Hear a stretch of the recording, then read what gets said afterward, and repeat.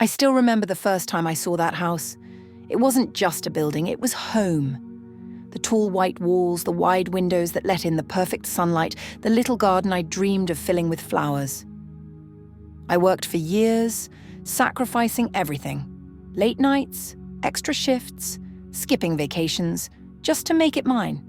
And finally, I did it. I held those keys in my hands, feeling like I had won in life.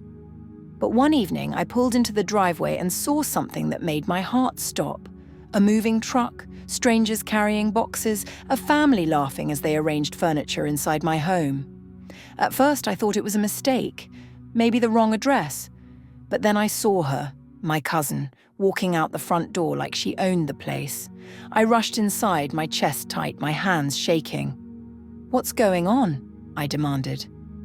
And then my parents, my own parents, stepped forward, calm, unbothered. "We gave the house to your cousin as a wedding gift," my mother said, like it was nothing, like I hadn't worked for this, like it wasn't mine. I felt the world crash around me. "You gave it away," my voice cracked. My dad sighed. "You'll understand someday." Understand? What was there to understand? I wasn't important enough. My years of struggle meant nothing. I stood there watching my cousin smile, standing inside my home while I was being pushed out like an outsider. That was the moment I knew I wasn't going to cry. I wasn't going to beg. They thought they could steal my dream.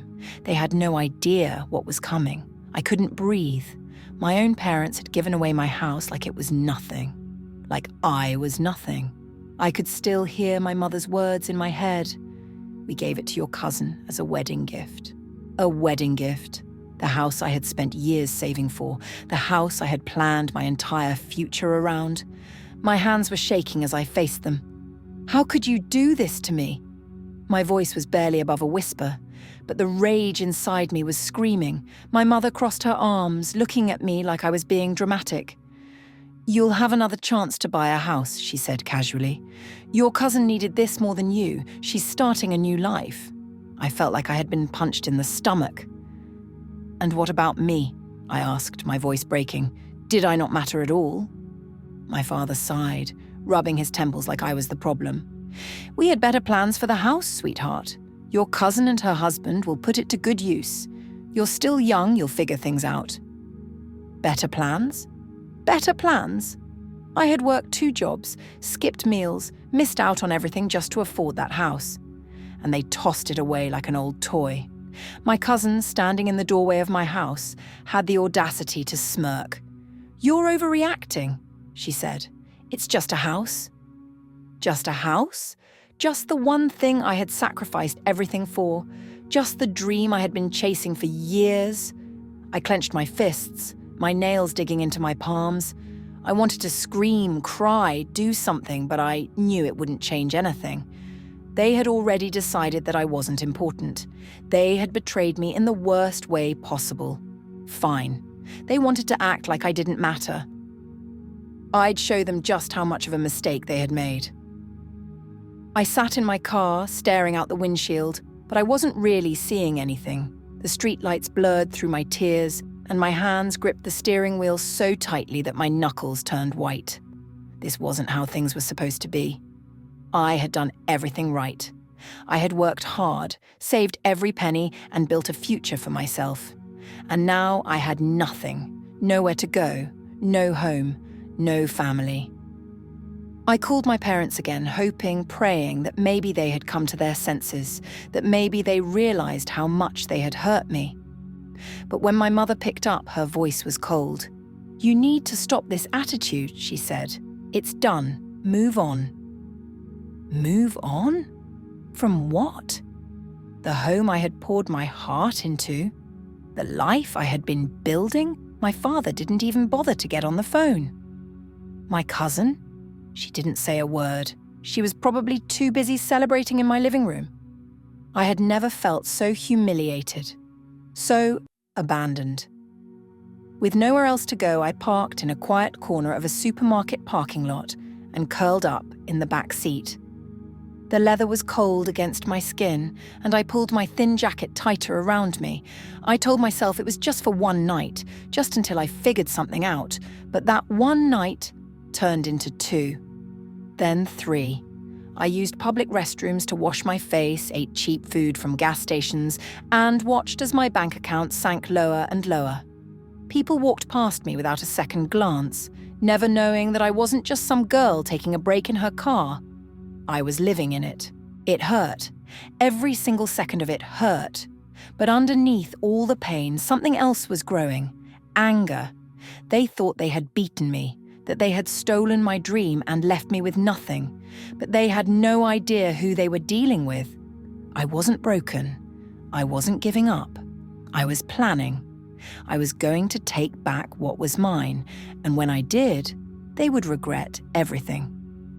I sat in my car staring at the ceiling, replaying everything in my mind. The betrayal, the humiliation, the way my parents had looked at me like I was overreacting, the way my cousin had smirked, standing in my house, acting like she had won. They thought they had taken everything from me, that I was powerless, that I had no choice but to accept what they had done. But what they didn't know? I wasn't as foolish as they thought. I had a secret. A tiny little detail they had completely overlooked. The house was still legally mine. See, when I first bought the house, I had been careful, maybe a little paranoid. I had worked too hard for it to let anything go wrong. So when my parents convinced me to transfer ownership for tax purposes, I didn't just sign away my rights blindly. I had a lawyer look over the paperwork, and with their help, I added a little clause, one that no one but me had noticed. The contract stated that while the house had been transferred to my family's name, full ownership and authority remained under my control. They could live in it, they could decorate it, but the final decision on what happened to the property, that was still mine. And they had no idea. They were too busy celebrating, too confident in their own scheme to check the details. They assumed I had handed over my dream without a fight. They had underestimated me. I pulled up the paperwork on my phone, scrolling through the legal jargon until I found exactly what I was looking for. My heart pounded in my chest as I read it again and again, making sure I wasn't imagining things. It was real. It was legal. It was mine. I could take the house back any time I wanted. A slow smile spread across my face. They thought they had won. But the real game was only just beginning. I swallowed my pride and did the hardest thing I had ever done. I acted like I had given up, like they had won. I stopped arguing, stopped calling, stopped trying to make them see how cruel they had been. Instead, I let them believe I was broken, that I had accepted their decision and moved on. And oh, they were so satisfied with themselves. My cousin wasted no time making my house her own. She painted the walls in colours I would have never chosen. She replaced the furniture I had carefully picked out with her gaudy taste. She even tore down the small garden I had started, replacing it with some fancy patio set. And the worst part? She bragged about it online. Every day there were new posts. So blessed to have my dream home. Couldn't have done it without my amazing family. Remodeling the kitchen. Can't wait to show you guys the before and after pics. Each post felt like a slap in the face. My parents commented on everyone, showering her with love and praise. It was as if they had erased me completely, as if I had never existed, but I didn't say a word. I just watched, waited, smiled whenever they spoke to me, pretending I had moved on. I even congratulated my cousin on her beautiful home when she sent me pictures. She had no idea that every compliment, every fake smile was just another piece of my plan falling into place. Because while she was busy decorating my house, making it perfect for her new life, she had no clue that it was all temporary. She didn't know that I was still in control. And soon she was going to find out in the worst way possible. The timing had to be perfect. I had waited long enough, biting my tongue, pretending to be okay while they paraded around my house like it was theirs. But now their little fantasy was about to come crashing down. My cousin had spent weeks planning her big housewarming party. She invited everyone, family, friends, even distant relatives she hadn't spoken to in years. She wanted to show off, to bask in the attention. I let her believe it would all go as planned. The night before the party, I sat in my car outside my house, staring at the glowing windows. They were inside, laughing, celebrating, completely unaware that their world was about to collapse. With a deep breath, I pulled out my phone and sent the final email to my lawyer. Just one message, one signature. That was all it took. By morning, it was done. The house was mine again. Officially, legally, undeniably mine. I didn't go to the house myself, I didn't need to. The documents spoke for me. At sunrise, my cousin and her husband woke up to loud knocking at the door. Confused, groggy, they opened it to find a uniformed officer handing them eviction notices, effective immediately. Their party decorations were half set up, balloons still tied to chairs, a banner hanging in the hallway that read, "Welcome to our new home." The irony was almost poetic. My phone buzzed non-stop. My mother, my father, my cousin. Call after call, message after message. What did you do? How could you do this? Where will we go?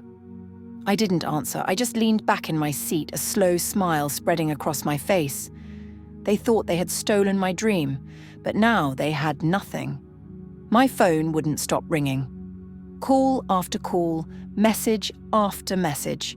My parents, my cousin, even some relatives who had never bothered to check in on me before. Suddenly, everyone wanted to talk.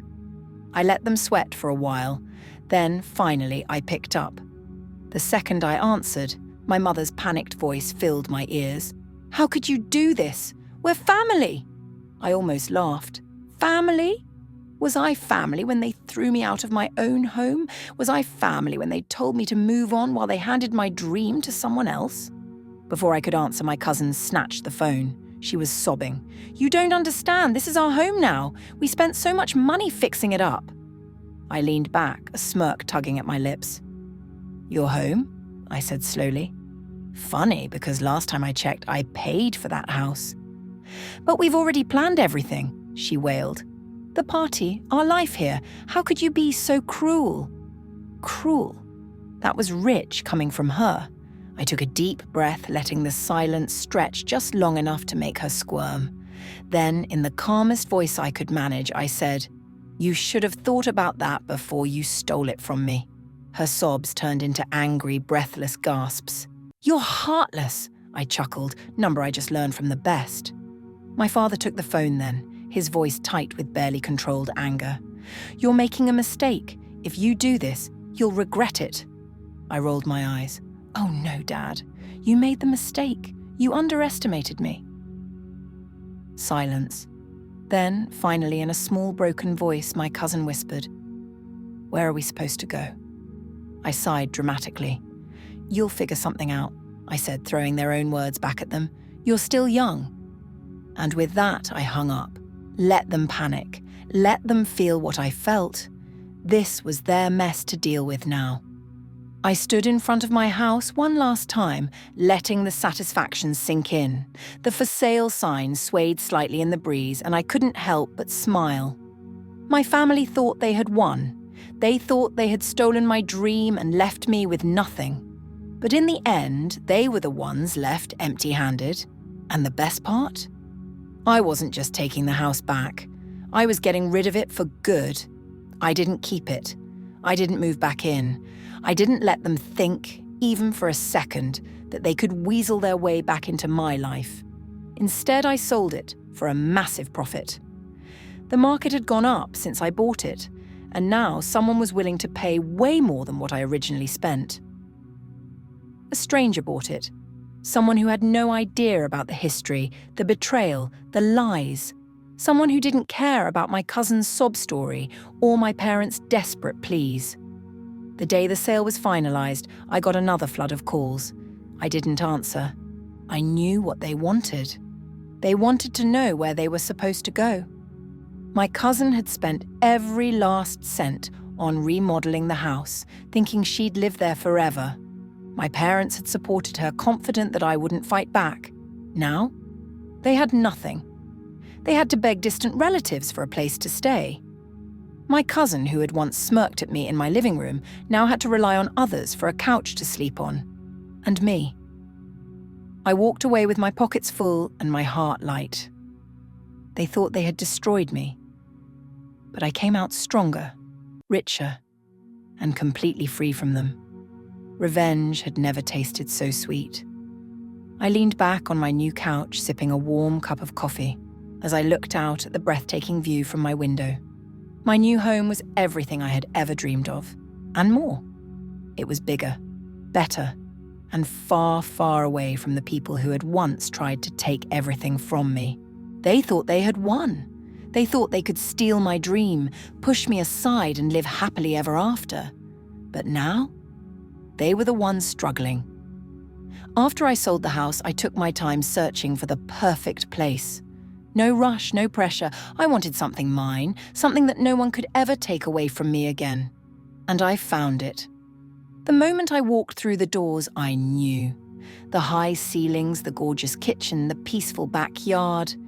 It was exactly what I deserved. Better than the last house. Better than anything my family could ever touch. And the best part? While I was building my new life, they were stuck in the mess they created.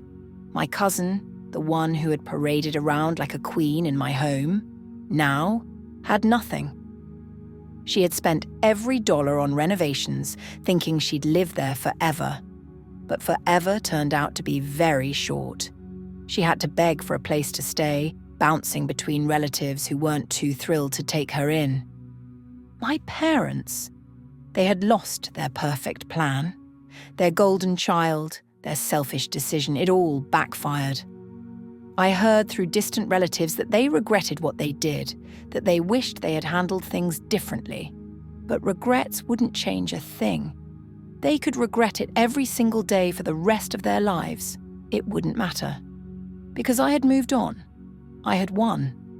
Now I wake up every morning in my home, in my space, knowing that I built this life for myself. No one handed it to me, no one controlled me. They tried to take what was mine. Now they live with the consequences, and me? I live with peace, happiness, and a home that no one will ever steal from me again.